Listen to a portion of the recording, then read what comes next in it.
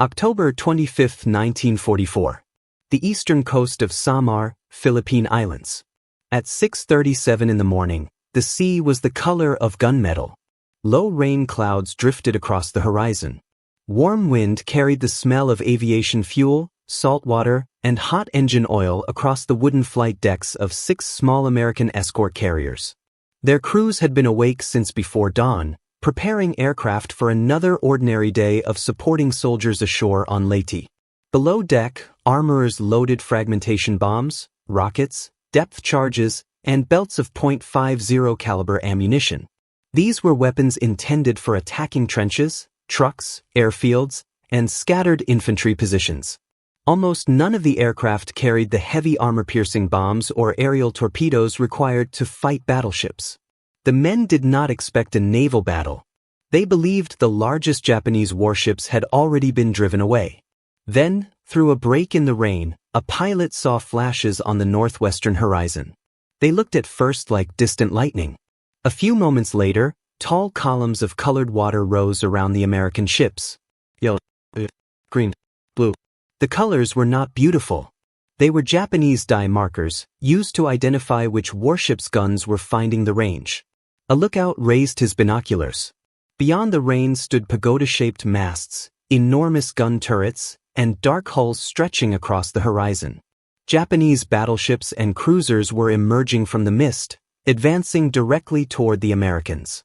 Among them was Yamato, the largest battleship ever constructed, carrying 9 18.1-inch guns. Each of its main shells weighed nearly as much as a small automobile. One shell could tear through the thin hull of an escort carrier and continue traveling before exploding. Facing Yamato and the ships around her were 6 slow escort carriers, 3 destroyers, and 4 destroyer escorts. The Americans called their formation Taffy 3. Its carriers had been built for economy, not fleet combat. Their flight decks were short. Their speed was limited. Their armor was almost non-existent. Sailors sometimes called them jeep carriers because they were small, practical, mass-produced, and expected to perform humble work close to the invasion beaches. Now those ships were all that stood between the Japanese center force and the vulnerable transports supporting the liberation of the Philippines. On the flight decks, pilots climbed into Wildcats and Avengers while shells began falling around them. Engines coughed, turned, and roared. Deck crews pulled Wilcox away. Aircraft rolled forward one after another, some carrying rockets, some carrying depth charges, some carrying only machine gun ammunition. The pilots were ordered to attack. And when their bombs were gone, when their rockets had been fired, when the final cartridges had passed through their guns, they were ordered to keep attacking. That morning, an empty ammunition belt would become something more than discarded brass and metal links. It would become the symbol of a force that had spent everything it possessed and refused to leave. The Battle off Samar was the final and most improbable crisis within the larger battle of Leyte Gulf. For the Japanese Empire, Leyte represented far more than another island. American landings there threatened to sever Japan from the oil fields and raw materials of Southeast Asia. Without those resources, the Japanese fleet might still possess battleships, cruisers, and aircraft carriers, but it could not operate them for long. The Japanese response was Operation Shogo, a complex plan involving several naval forces approaching Leyte Gulf from different directions. Vice Admiral Takeo Kurita commanded the center force, the most powerful element. It included battleships Yamato, Nagato, Kongo, and Haruna, 6 heavy cruisers, 2 light cruisers, and 11 destroyers. Its purpose was to pass through San Bernardino Strait, descend along Samar, enter Leyte Gulf, and destroy the American invasion fleet. The plan depended upon deception and sacrifice.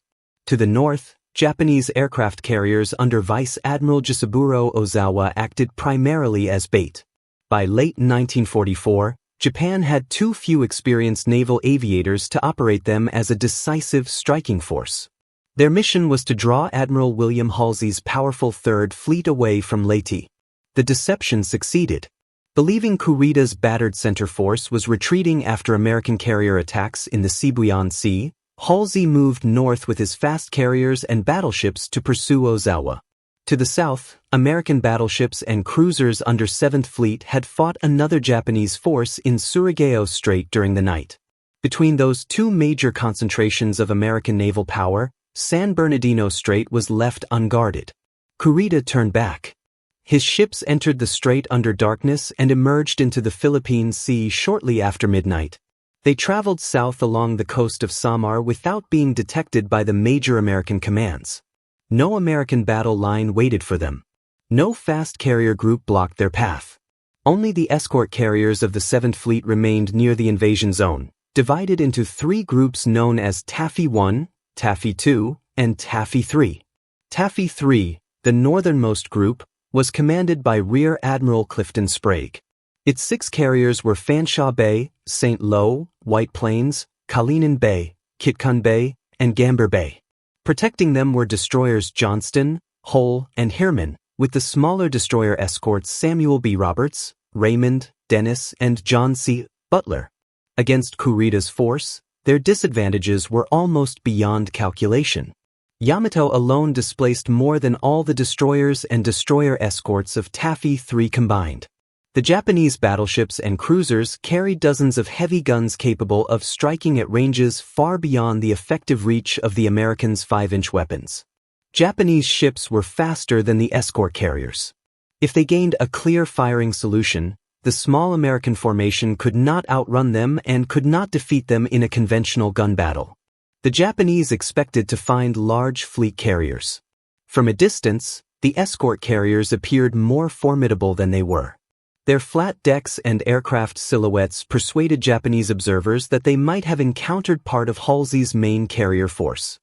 This error mattered. Instead of forming an organized battle line and concentrating fire, Kurita ordered a general attack. Japanese ships accelerated independently, producing a scattered pursuit in which cruisers and battleships advanced at different speeds and from different directions.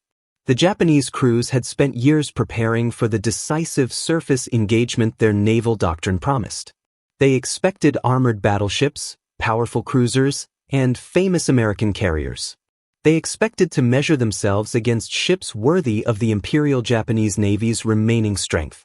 What they actually encountered were converted merchant hulls, mass-produced aircraft, thin-skinned escorts, reservists, and young pilots flying missions for which neither they nor their machines had been prepared. Yet the very weakness of Taffy 3 created confusion. The Americans did not behave as a defeated force was expected to behave. At approximately 6:50, Admiral Sprague ordered the carriers to turn east toward a rain squall.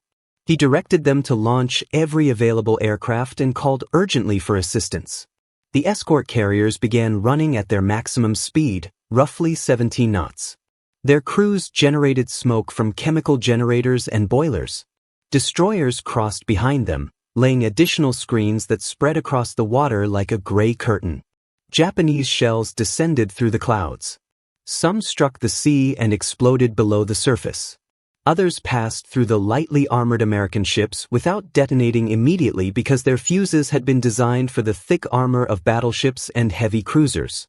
This accidental mismatch saved lives, but it did not make the shellfire harmless. Steel fragments swept across decks. Pipes ruptured. Fuel burned. Men were thrown against bulkheads as near misses lifted entire ships in the water. The escort carriers continued launching aircraft. Pilots received the simplest possible mission: attack the Japanese fleet, then land at airfields on Leyte if returning to their own carriers became impossible. The first aircraft reached the enemy with whatever weapons happened to be attached beneath their wings. Avengers normally used as torpedo bombers carried general-purpose bombs, depth charges, or rockets selected for ground support. Wildcats intended to strafe Japanese positions ashore turned their machine guns against the bridges and exposed anti-aircraft crews of battleships and cruisers. A depth charge was designed to sink through water and detonate beside a submarine. Against an armored cruiser moving on the surface, it was an awkward weapon. Yet American pilots dropped them because they were available. Rockets intended for trucks and bunkers struck upper decks. Fragmentation bombs burst among lookouts and gun crews. Machine gun fire swept bridges, searchlight platforms, and exposed control stations.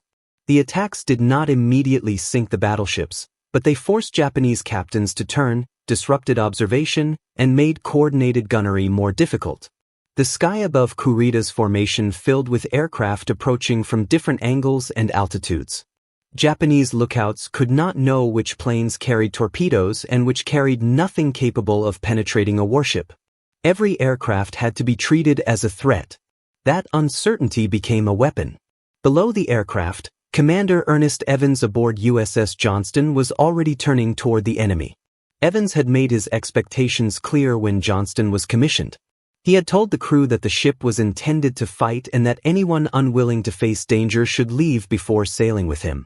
Off Samar, there was no time for another speech. There was only movement.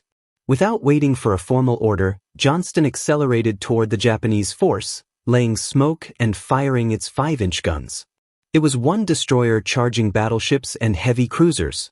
Japanese shells began straddling the ship, falling so close that seawater crashed across the decks. Johnston continued forward. At a range where its torpedoes could be effective, the destroyer launched all 10 against the heavy cruiser Kumano. At least one struck the cruiser's bow, tearing it away and forcing Kumano out of the immediate action. Johnston then turned behind its smoke. During the withdrawal, heavy shells found the destroyer. The bridge was smashed. Electrical systems failed. Steering and communications were damaged. Commander Evans was wounded. Blood covered his clothing, and several fingers on one hand were torn away. Johnston entered a rain squall and disappeared temporarily from Japanese view. For several minutes, the battered destroyer existed inside a world of gray water and smoke. Damage control parties fought fires and restored whatever systems they could. Men carried ammunition by hand. Engineers struggled to maintain power. Then Johnston emerged from the squall. It did not turn away. At approximately 8 o'clock, Admiral Sprague ordered the screening ships to make a torpedo attack. Hull, Herman, and the destroyer escort Samuel B. Roberts moved toward the Japanese fleet. Johnston had already fired all its torpedoes, but it followed them to provide gunfire. The official Medal of Honor citation would later record that Evans consistently placed his destroyer between the enemy and the escort carriers, even after engine power, communications, and steering had been crippled. When steering control from the bridge was lost, orders were shouted through an open hatch to sailors turning the rudder manually. The destroyers charged through shell splashes so large they temporarily concealed entire ships. Hull launched torpedoes at the battleships and cruisers, forcing evasive maneuvers before concentrated Japanese fire reduced the destroyer to a burning wreck. Herman passed dangerously close to Johnston while maneuvering through the smoke, then advanced toward the battleships. It fired torpedoes and 5-inch shells at vastly larger targets. Yamato was forced to turn away from the torpedo tracks and, for several crucial minutes, carried itself away from the American carriers. Samuel B. Roberts was not even a full-size destroyer. It was a destroyer escort, slower and smaller, designed to protect convoys from submarines and aircraft. Its captain, Lieutenant Commander Robert Copeland, understood that his ship lacked the armor and firepower for a surface battle against cruisers. Nevertheless, Samuel B. Roberts joined the attack. Its 5-inch guns fired so rapidly that ammunition crews struggled to keep them supplied. The small ship closed on the heavy cruiser Chokai and struck it repeatedly at close range, damaging its upper works while Japanese shells tore into the American vessel. The destroyer escorts Raymond and Dennis also entered the action, firing torpedoes and guns while producing smoke. John C. Butler advanced despite having only 3 torpedoes remaining. These attacks did not represent a belief that the small ships could survive. They represented a decision about what their survival was worth. Behind them were escort carriers carrying thousands of men. Beyond those carriers were transports, supply vessels, landing craft, hospitals, ammunition ships, and troop concentrations supporting the invasion of Leyte. If Kurida's battleships reached those crowded waters, the destruction could be immense. The destroyers therefore bought time with steel, fuel, blood, and distance. Every turn forced upon a Japanese cruiser was another minute. Every torpedo spread caused a battleship to abandon a direct pursuit. Every smoke screen interfered with another firing solution. Every 5-inch shell striking a bridge or fire control position added uncertainty. Above them, American aircraft continued diving. Pilots attacked until their bomb racks were empty. They fired until their guns stopped. They flew to improvised airfields on Leyte, where ground crews rushed to load whatever ordnance could be found. Some aircraft returned to the battle with bombs. Others returned with rockets. Some returned before full servicing could be completed. The pattern repeated. The release. Pull away through anti-aircraft fire. Circle. Attack again. Eventually, aircraft began reaching the Japanese formation with no bombs beneath their wings and no cartridges left in their guns. Their ammunition belts contained only empty links. Under normal circumstances, such an aircraft had ceased to be a weapon. Its pilot was expected to return, refuel, rearm, and wait for another mission. But nothing about Samar was normal. The pilots continued making attack runs. They approached at low altitude or entered steep dives as though releasing torpedoes and bombs. Japanese ships turned violently. Anti-aircraft guns opened fire. Crews left other duties to track aircraft that could no longer harm them directly. The Presidential Unit Citation awarded to Taffy 3 specifically recognized its airmen for coordinating attacks and making dry runs after their weapons had been exhausted while the Japanese fleet closed in. The pilots were performing deception at the distance of gunfire. A Japanese lookout could see an Avenger descending toward the ship but could not see whether its bomb bay was empty. A cruiser captain observing a low approach could not assume the aircraft carried no torpedo. A battleship could not ignore a diving Wildcat simply because another Wildcat had already fired its ammunition. The empty guns remained powerful because the Japanese could not know they were empty. The aircraft carried no armor capable of resisting heavy anti-aircraft shells. Their fuel tanks were vulnerable. Their engines had already been running for hours. Pilots were exhausted from repeated attacks, landings, refueling, and hurried launches. Still they returned. Some pilots fired pistols from their cockpits. Others passed so low that Japanese sailors could see the aircraft's markings and the pilot's head behind the windscreen. The material effect of these empty attacks cannot be measured in tonnage alone. They created an atmosphere in which Kurita's officers believed they were under continuous assault from a far larger American carrier force. That impression reinforced the original misidentification of the escort carriers.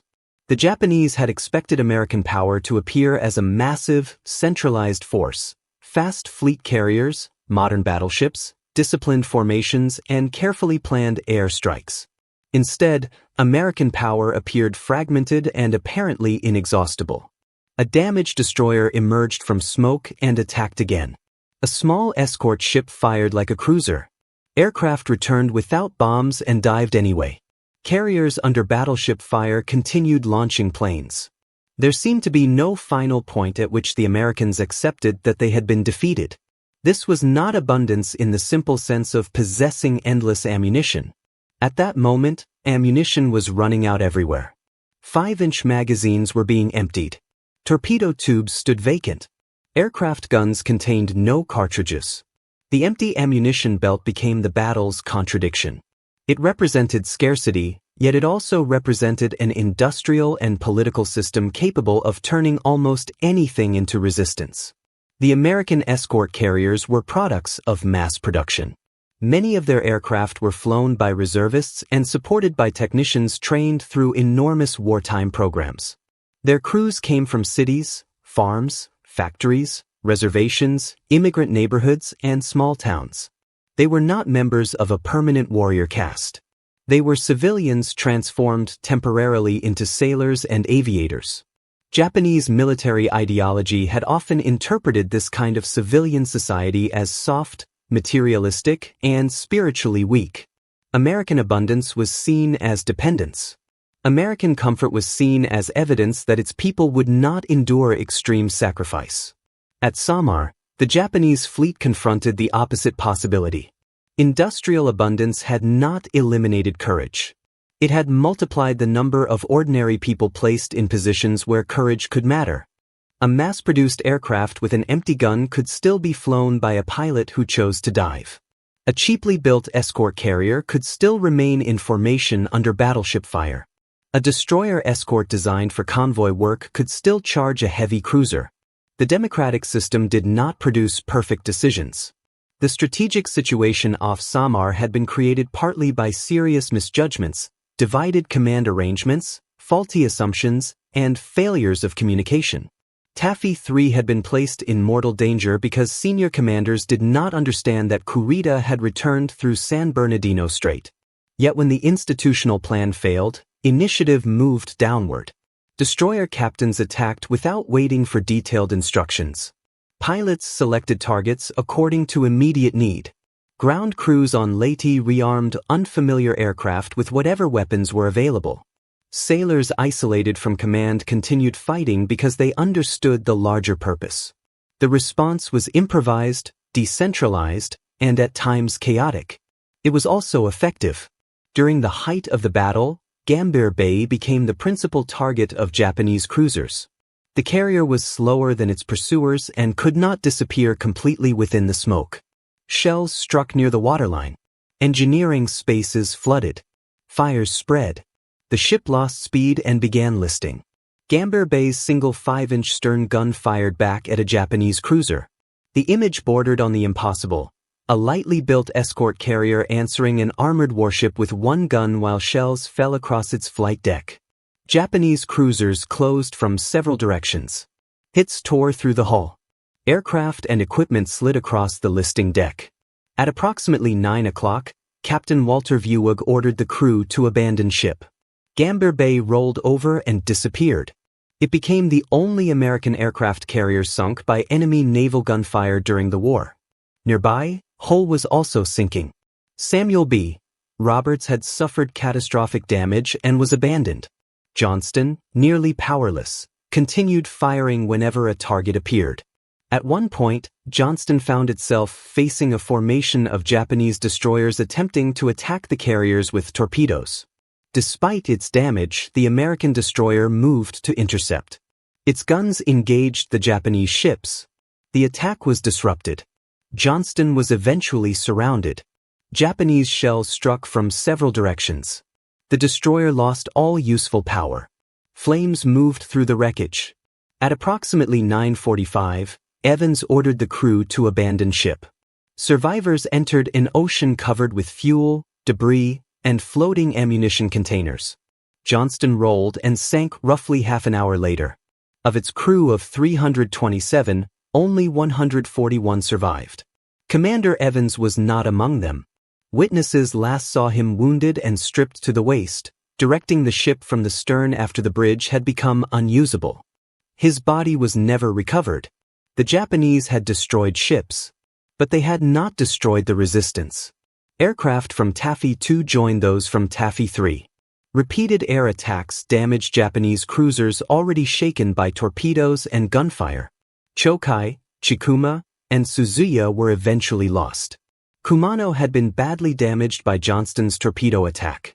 The precise allocation of damage remains debated in some cases because bombs, torpedoes, naval shells, and secondary explosions occurred in rapid succession. What is clear is that the Japanese formation had become scattered, confused, and increasingly difficult to control. Kurita lacked reliable information. His reconnaissance aircraft had been lost. Communications were incomplete. Smoke and rain concealed American movements. Reports exaggerated the size of the force he was fighting. His ships had already endured heavy air attacks the previous day in the Sibuyan Sea. The battleship Musashi had been sunk. Other vessels had been damaged. Crews were tired. Formations had been disrupted during the passage through San Bernardino Strait and the sudden pursuit off Samar. Kurita also had reason to fear the arrival of Halsey's fast carriers. From his perspective, every additional minute near Samar increased the possibility that the main American fleet would return and trap him. At approximately 9:20, Kurita ordered his force to break off the immediate attack and regroup. To the Americans, the withdrawal initially appeared unbelievable. The battleships had not been sunk. The cruisers still possessed heavy guns. The escort carriers remained within reach. The invasion anchorage lay beyond them. Yet the Japanese ships turned north. Kurita briefly considered resuming the advance toward Leyte Gulf, But conflicting reports and continued air attacks contributed to his decision to retire through San Bernardino Strait. The most powerful surface force Japan could still assemble had reached the doorway to the American invasion fleet. Then it turned away. Taffy 3 had not defeated Kurita in the traditional sense. It had not destroyed his battleships or matched his artillery. It had suffered devastating losses. 2 destroyers, 1 destroyer Escort, and Gamber Bay had been sunk during the surface battle. The ordeal was not finished. At approximately 10:50, Japanese kamikaze aircraft attacked Taffy 3. 1 struck St. Lo, penetrating the flight deck and exploding among armed and fueled aircraft in the hangar. Secondary explosions tore through the carrier. Smoke rose thousands of feet into the sky. St. Lo sank in less than 30 minutes, becoming the first major American warship lost to an organized kamikaze attack. Other carriers were damaged, including Kalinin Bay, but survived. Men from the sunken ships remained in the water. Because of communication failures and confusion about their position, many survivors waited nearly 2 days for rescue. Some died from wounds, exposure, exhaustion, or shark attacks. They floated among oil drums, rafts, fragments of flight deck, and empty ammunition boxes. Above them, the sounds of battle faded. The morning had begun with engines warming on wooden decks. It ended with hundreds of men scattered across the Philippine Sea. Taffy 3 lost more than 1,000 men during and after the action. Yet its resistance helped prevent Kurita from reaching the Leyte invasion anchorage, where lightly defended transports and supply ships could have been exposed to battleship gunfire. The official history records a Japanese force of 4 battleships, 6 heavy cruisers, 2 light cruisers, and 11 destroyers confronting 6 escort carriers, 3 destroyers, and 4 destroyer escorts. American aircraft from Taffy 2 and Taffy 3 helped sink or disable multiple Japanese cruisers, while smoke, torpedo attacks, and aggressive maneuvering degraded Japanese gunnery and command. The battle changed more than the operational situation. It exposed the limits of the ideology that had helped carry Japan into war. For years, Japanese leaders had emphasized spiritual superiority over material strength. They believed discipline, sacrifice, and unity of purpose could overcome the industrial resources of the United States. At Samar, Japanese sailors displayed courage and discipline. Many served their ships under relentless air attack. Thousands had already died during the Leyte Gulf operation, and thousands more would die before the war ended. But the battle revealed that sacrifice was not the property of one political system. The Americans possessed factories, fuel, replacement aircraft, and vast logistical networks. They also possessed men willing to steer burning destroyers by hand. The Japanese had expected abundance to make their enemy cautious. They discovered that abundance could create resilience. A carrier lost could be replaced. An aircraft destroyed could be manufactured again. More importantly, responsibility did not disappear when weapons were expended. The pilot whose guns were empty still possessed an aircraft, judgment, and freedom of action. He could return to base. Or he could turn once more toward the battleship. That choice was repeated across the battlefield. The small ships attacked because their commanders understood what lay behind them. The carriers remained operational because their crews refused to abandon the flight decks. The pilots returned because an unarmed aircraft could still force an enemy captain to react. The battle was therefore not a simple triumph of American machinery over Japanese spirit. It was the moment when machinery and spirit became inseparable. The aircraft existed because factories had built it. The pilot's decision gave it meaning. The empty ammunition belt could no longer feed cartridges into the gun, but it testified that every available round had already been fired. Its emptiness was not surrender. It was evidence. After the war, Taffy 3 received the Presidential Unit Citation for extraordinary heroism. Commander Ernest Evans was posthumously awarded the Medal of Honor. 22 Navy Crosses and other decorations recognized actions throughout the formation. The citation described 2.5 hours of sustained and furious combat. It recorded ships laying smoke, launching and rearming aircraft, maneuvering beneath armor-piercing and anti-personnel shells, and charging battleships at close range after expending their last torpedoes. It also recorded the dry runs. That official recognition mattered because the empty attacks might otherwise have disappeared into legend, exaggerated by survivors or polished by memory. They did not. The United States Navy formally acknowledged that pilots with exhausted weapons continued diving on the Japanese fleet while it closed on their carriers. The attacks were real. Their courage was documented. Their effect existed not in holes punched through armor, but in seconds stolen from the enemy. A ship turned away from an imaginary torpedo. An anti-aircraft battery fired at an aircraft carrying no bomb. A formation scattered because another dive looked genuine. Seconds became minutes. Minutes allowed carriers to enter rain squalls. Minutes allowed destroyers to launch torpedoes. Minutes allowed additional aircraft from Taffy 2 to arrive. Minutes gave Kurita more reasons to believe he was facing a force larger than the one before him. History often measures war in ships sunk, aircraft destroyed, territory captured, and men lost. Off Samar, history was also decided by threats that no longer contained explosives. Decades later, the wreck of Johnston was located more than 21,000 feet below the surface, deeper than any other identified shipwreck at the time of its confirmation. Its hull number, 557, remained visible in the darkness. The ship rested far below the currents where its sailors had once fought for survival. Its guns were silent. Its torpedo tubes were empty. Its bridge carried no orders. Yet the wreck preserved the physical truth of what had happened above. A small destroyer had turned toward the largest battleship force remaining to Japan. The sea does not preserve the flight paths of the aircraft. It does not preserve the smoke screens, the shell splashes, or the invisible lines along which torpedoes traveled. It does not preserve the sound of empty machine guns. But the meaning of those empty guns survives. They represented the final resource of a free individual inside an industrial war, the decision to act when the equipment could give no more. On October 25, 1944, Japanese battleships opened fire expecting armor to answer armor and heavy guns to answer heavy guns. Instead, they encountered destroyers charging through colored shell splashes. They encountered escort carriers launching aircraft while their decks were under fire. They encountered pilots who dropped depth charges on cruisers because depth charges were what they had. Then they encountered aircraft whose racks were empty and whose guns contained no ammunition.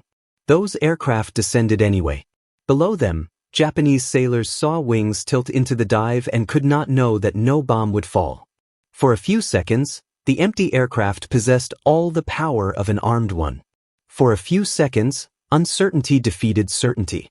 And when enough of those seconds were placed together, a fleet turned north.